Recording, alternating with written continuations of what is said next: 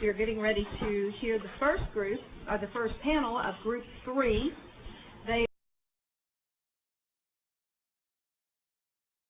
They are James Malden, Dr. Malden, Lauren Snow, Jason Collins, Althea Houston, Stephen Hilgers, Julie Nitch. They will be followed by Kevin Calvey, Kate Ward, James Taylor, Laura Davis, Yvette Giote, Marty McDougall. Dr. Malden. Thank you.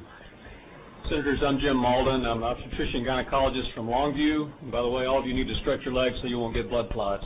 I admire your ability to sit for as long as you've sat. So thank you for your attention. My life's work for 28 years has been the health care of women. I work full-time, I perform surgery, and I still deliver babies. Recently, while on call, a young woman was was brought to the hospital by an ambulance in premature labor. Her situation required an emergency cesarean section, which we performed within literally minutes of her arrival. Now, as I was handing this tiny 1-pound baby to the ICU team, I distinctly remember thinking, and actually I think I remarked to the nurses there, this is really crazy. As much as we're doing for this baby is legally abortable in the state of Texas. He was about 24 weeks gestation or 22 weeks post-fertilization age, according to the language of this bill. The unconscionable irony is that the law and the medical ethic that compels a team of a dozen medical personnel to do everything possible to save the life of a tiny premature baby would not have protected this baby in a different context from being delivered in pieces. Senators, when I was in residency, 50% fetal survival was at 28 weeks, which is 26 weeks post-fertilization. That's now been reduced down to 22 weeks post-fertilization, an entire month's change. Those numbers should continue to improve over time. The law must catch up with the science and resolve the irrational dichotomy that exists presently. Part of that science is also the recognition that babies, even very immature babies, can feel pain. Finally, it's the responsibility of every surgeon to continue to care for their patient when complications arise from procedures they perform, and there will always be complications. That often requires hospitalization, in which case IV antibiotics or even further surgery is necessary.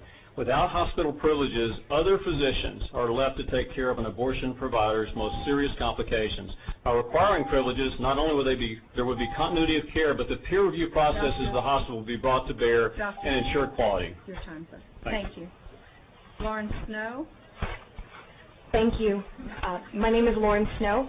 I'm a constituent of Senator Donna Campbell, and I'm here to testify against this bill on behalf of myself, Christy Beckham, Laura Darnell, and others in my community.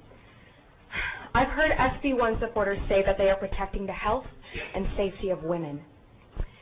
Now, many people who testified against this bill, expert witnesses and other community members cited statistics that I had, but one I haven't heard was from the Guttmacher Institute that says nearly 60% of women who experienced a delay in obtaining an abortion cite the time it took to make arrangements and raise money.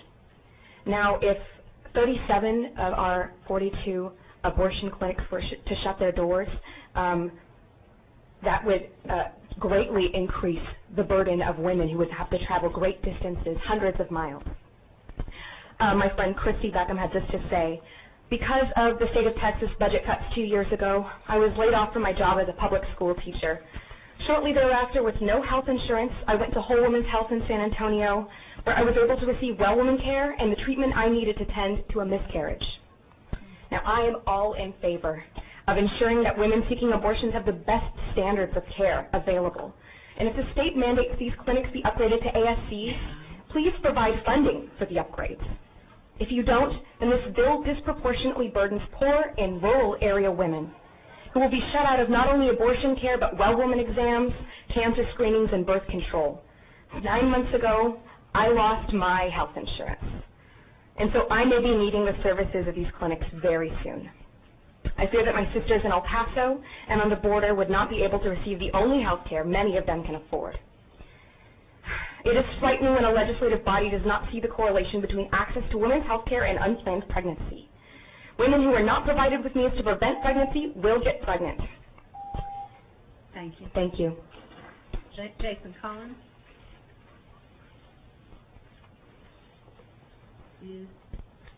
Are you Jason? No, ma'am. Okay.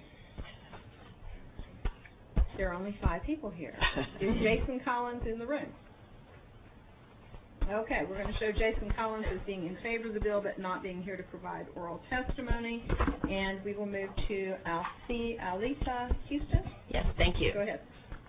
Thank you, Senator and panel. My name is Alita Houston, and I'm a constituent of Kirk Watson. I live in Austin. I'm a retired professor of child development at the University of Texas at Austin. I have a PhD in psychology, and I've studied children and families for 50 years. I oppose this bill because my professional and personal experience have led me to believe that it is harmful to our children and families, and I mean our existing children as well as the potential ones. First, unplanned and unwanted pregnancies are one major reason why children and their parents live in poverty. Teenagers who have an unwanted baby face strong odds of curtailing their education and ending up on welfare or in low-wage end jobs. Second, 40% of all births occur out of wedlock, with the highest rates for women in their 20s. Children born to a single mother face very high odds of living in poverty. These parents have a right to decide what is best for their existing children and themselves. Third, children and a family suffer when their parents have more children than they want or can take care of. Many women and their spouses choose abortion because they believe it is the best decision for the children they already have. My personal experiences confirm my commitment. I have close family and friends who have had abortions. The choice was never easy or made lightly, but in each case, these women have continued to feel that it was the right decision. I shudder to think what might have happened if safe abortions had not been available. Most of them now have children whom they want and love. I feel blessed to have 4 daughters and a son as well as 13 grandchildren, all of whom were planned and wanted. I urge you to allow everyone the freedom to decide when and how they will take on the most important responsibility in the world, not only bringing a child into the world, but caring for that child for the next 18-plus years. Thank you. Thank you. Dr. Hilgers? Yes, ma'am. Senator Nelson, thank you so much. The remainder of the committee, thank you. Good evening. My name is Dr. Stephen J. Hilgers from Houston, Texas. I just recently finished my training in obstetrics and gynecology. There's really 2 points I'd like to make. The first has to do with the heightened standards for the clinics that are performing the abortion procedures, either medical or surgical. I worked in a busy emergency room for 4 years and took care of, fortunately, I was able to take care of many women who suffered complications from those procedures. And I feel that there's a medical double standard that needs to be resolved, and these women are suffering from that. I believe that enhancing communication, information for these patients, along with the ability to obtain information for these patients, along with the heightened standards for these clinics, is vitally important for the health of women in the state of Texas. And as an OBGYN who's taking care of these women, I see that as vitally important. Number 2, with regards to the preborn pain issue, we've gone back and forth today with regards to the evidence with regards to that, the studies. Clinically, I would say I'm convinced. I've had the absolute pleasure of taking care of peri-viable and pre-viable infants over the past 4 years. And I'd say that without a doubt, these infants feel pain, they react to pain, and I would say that it's time for us to recognize that and protect these tiniest among us. Thank you very much. Thank you. Julie Nitsch. I'm Julie Nitsch. I'm from Austin, Texas. I'm opposed to this bill because restrictions like the ones that this bill would place on abortion care would endanger women's health. By forcing women to delay the procedure and leading them to seek unsafe and illegal abortion services, because many will not be able to afford safe early abortions after these restrictions are in place. The legalization of abortion in the United States led to a near elimination of deaths from the procedure. In 1992, in its assessment of mortality and morbidity rates of women who terminated their pregnancy before and after Roe, the American Medical Association's Council on Scientific Affairs concluded that mandatory waiting periods, parental or spousal consents and notification statutes, a reduction in the number and geographic availability of abortion providers, and a reduction in the number of physicians who are trained and willing to perform first and second trimester abortions increases the gestational age at which the induced pregnancy termination occurs, thereby also increasing the rate associated with that procedure.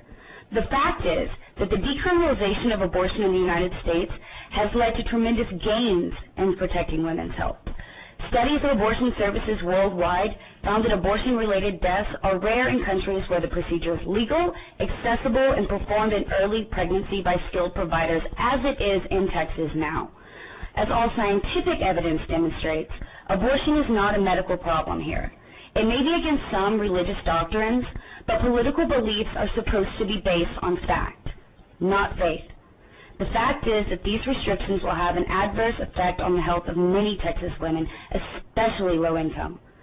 I urge you, for the health and safety of these women, to not pass this bill. And Senator DeBell, I would like to leave a pair of my shoes with you for the death of the disenfranchised women that will probably seek illegal abortions, but like I care for the women of Texas, I don't want my shoes in your hands or their lives in your hands.